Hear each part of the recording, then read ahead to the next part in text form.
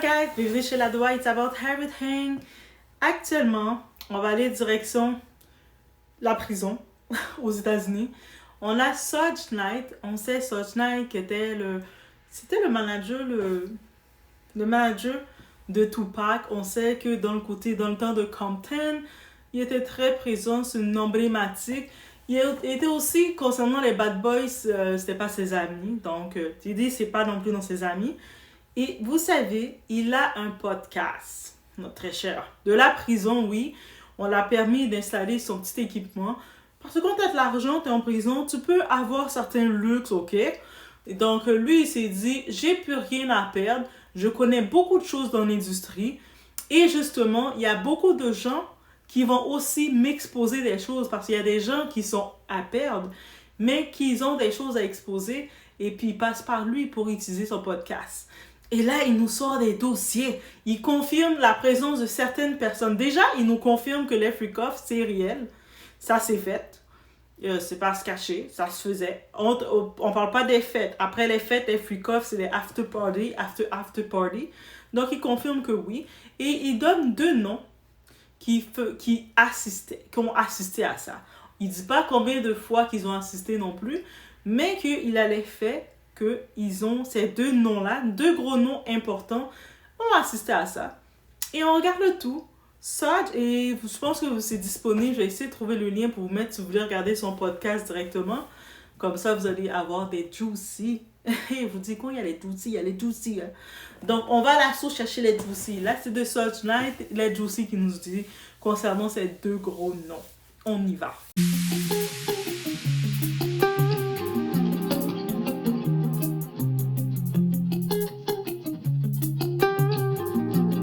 Obama avait-il un lien avec ces soirées qu'il organise? Absolument. Vous avez le président. Vous avez des personnages. Pete, c'est l'un des plus grands prêcheurs noirs. Tout le monde l'adore. N'importe qui en prison s'il cherche la parole divine. Et je vais à la chapelle quelque part. Ils essaient de suivre Pete Jake, animer des réveils de toutes sortes. C'est toute la communauté. C'est vrai, j'en parlerai. Vous parlez du sommet, incroyable. Donc déjà, on a le révérend T.D. Jack. T.D. Jack, on sait, c'est un révérend chrétien, évangélisateur. Il prêche God is beautiful. Then God, achetez mon livre. Parce que oui, ils vont aussi plein de livres. Tu peux pas être évangélisateur aussi connu que ça. Ne pas vendre des livres, ne pas faire ton argent, ne pas faire ta richesse. Dans la Bible, on ne dit pas de ne pas faire sa richesse. Au contraire, gros, let's go, bro. Donc, on sait c'est ça. Et puis, pendant un certain temps, il commençait vraiment à prendre l'influence. On le voyait un peu partout. On sait que pendant un certain temps, Diddy était très proche de notre très cher T.D. Jack parce qu'il voulait adoucir son image, utiliser aussi son image de chrétien, d'homme qui a du monde qui le suit, du monde qui compte sur lui, et puis il voulait adoucir un peu son image quand ça commençait à être chaud pour lui, il commençait à recevoir des accusations.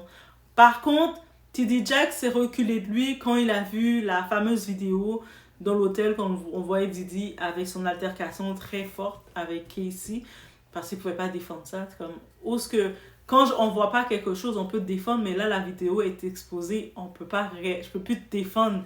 Et moi aussi, je suis dans les problèmes, mon frère.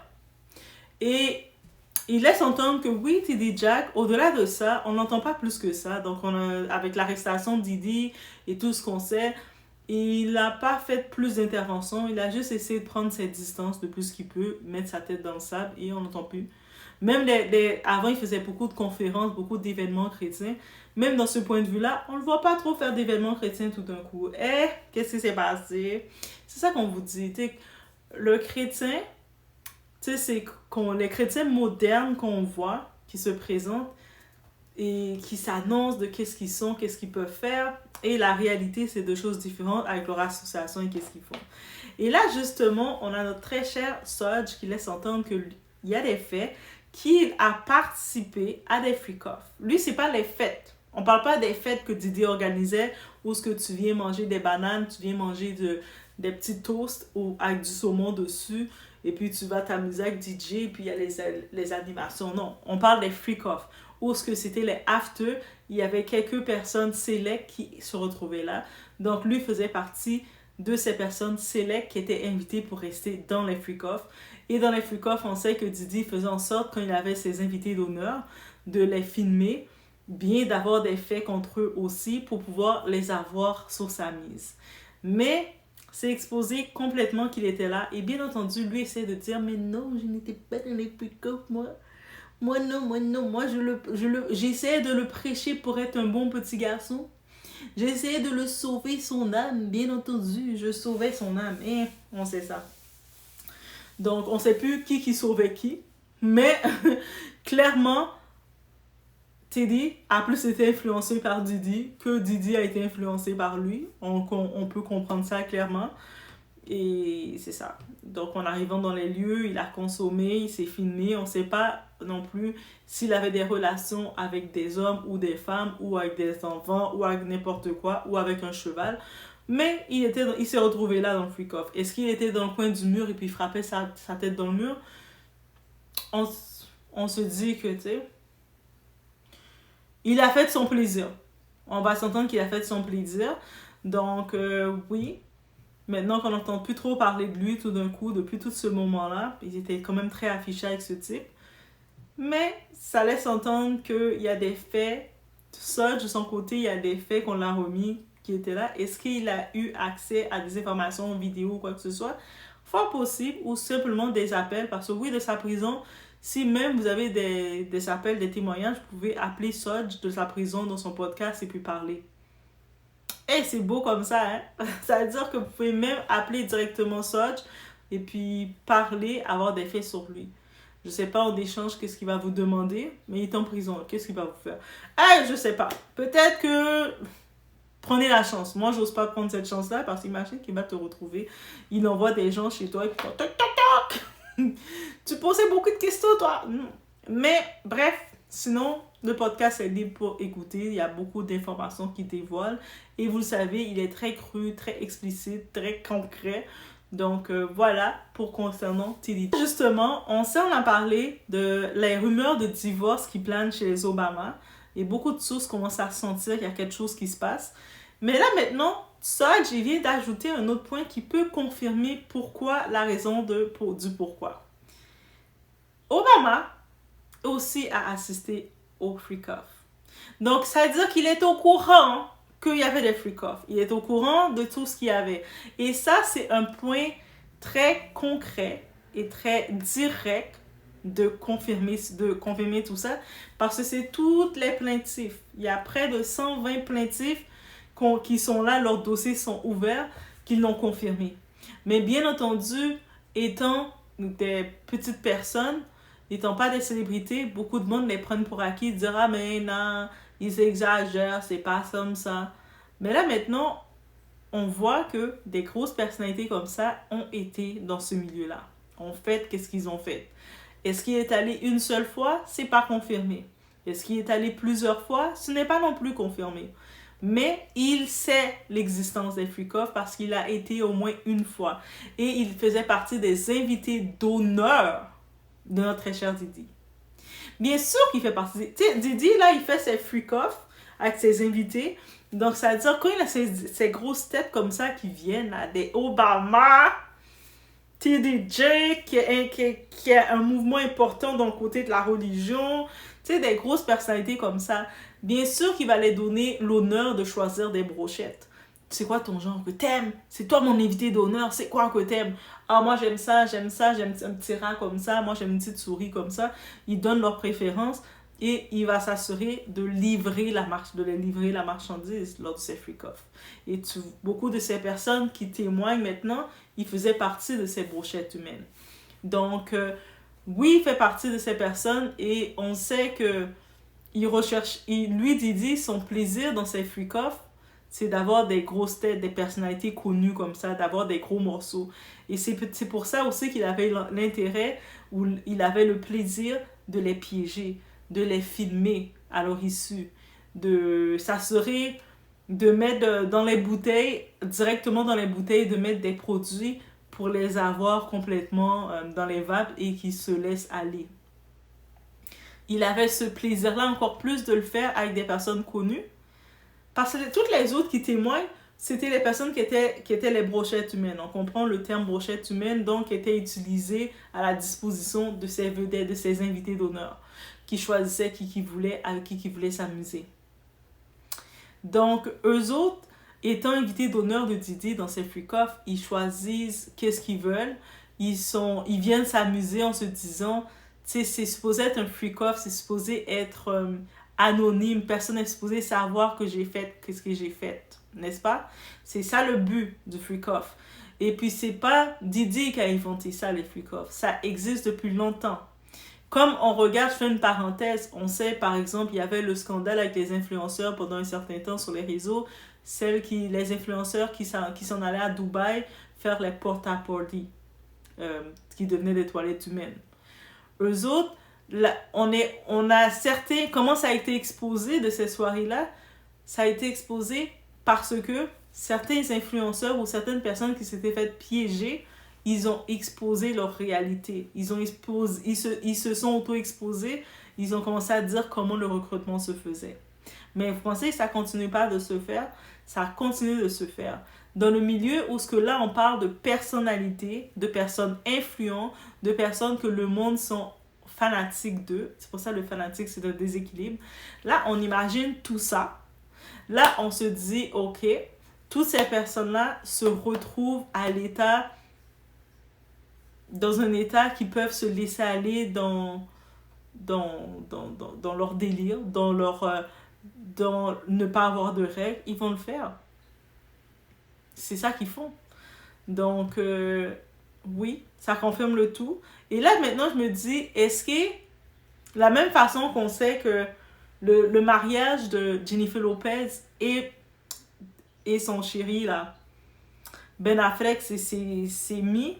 On a pu entendre que Ben Affleck avait reçu certains avertissements, certaines choses que Jennifer était impliquée, mais on a pu comprendre que leur séparation s'est faite à cause de l'implication de Jennifer Lopez concernant Didi, qui était beaucoup trop impliquée, où il y avait beaucoup trop de choses, trop de faits qui ont sorti sur elle.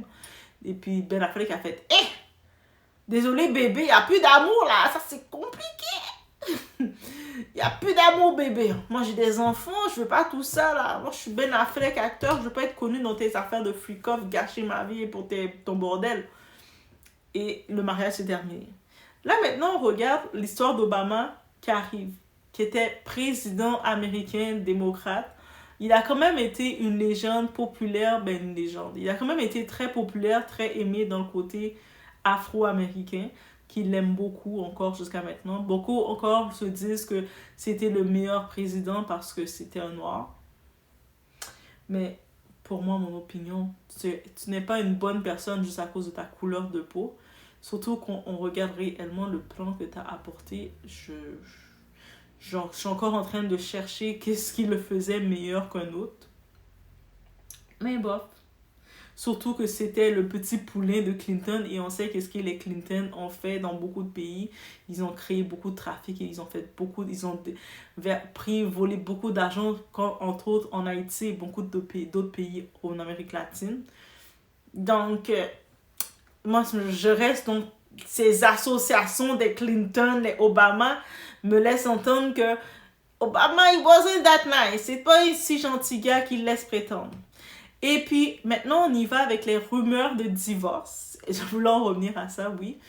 Et on se dit, surtout qu'on voit Michelle Obama qui semble vouloir se retirer de lui. J'imagine, je ne serais pas surprise que derrière ça, elle est au courant de quelque chose. Elle a entendu quelque chose et elle essaie de se dissocier, d'avoir le moins de boue qui l'éclabousse. Et c'est ça. Et aussi, pourquoi ça me laisse entendre ça, qu'ils sont au courant de quelque chose dans la famille Obama. Je reviens toujours avec la fille Malia Obama, c'est Malia, qui a décidé de faire la décision parce qu'elle veut être actrice, mais elle a dit comme ça, moi je veux pas utiliser le nom Obama parce que je veux pas être reconnue avec le nom Obama dans ma carrière. Et la première chose qu'on s'est dit, mais c'est quoi ces envies d'enfants gâtés? Même j'ai fait une vidéo sur ça. Mais quand on y pense, c'est même pas une envie d'enfant gâté. C'est-à-dire réellement, ils sont au courant de quelque chose, ils savent que ça va éclater, Et c'est peut-être pour ça qu'il voulait pas que Trump il arrive au pouvoir, parce que Trump a dit, dès que je vais au pouvoir, moi j'expose tout. Putain, mais j'expose tout. Moi je dis tout, parce que vous savez déjà j'aime parler, mais là je vais trop parler. Non, notre ami Trump est comme ça. En plus, c'est vrai, Trump là, il aime parler beaucoup. C'est peut-être pour ça qu'il s'entend aussi bien avec Elon Musk, avec des Kanye West. Et là maintenant, il a autant de choses. C'est pour ça qu'on voit beaucoup de vedettes jusqu'à maintenant qui quittent les États-Unis. Ils essaient de quitter, au-delà d'avoir le feu qui est arrivé, ils essayent de quitter, d'aller en Europe. Et l'Europe, vous allez voir toutes les vedettes arriver chez vous. Faites attention qu'ils ne commencent pas à faire des freak-off chez vous, là. Donc, soyez pas impressionnés par eux. Quand vous les voyez, ne soyez surtout pas impressionnés par eux. Le fanatique se déséquilibre, je vous avertis. Je pense que les Doassins, vous savez, mais vous tombez dessus. Soyez pas impressionnés par eux que vous les voyez. Dites-vous qu'ils ont fui quelque chose qu'ils ont fait, ok?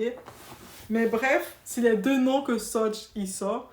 Et ces deux noms-là, en vrai de vrai, pour moi, c'est comme je suis pas surprise.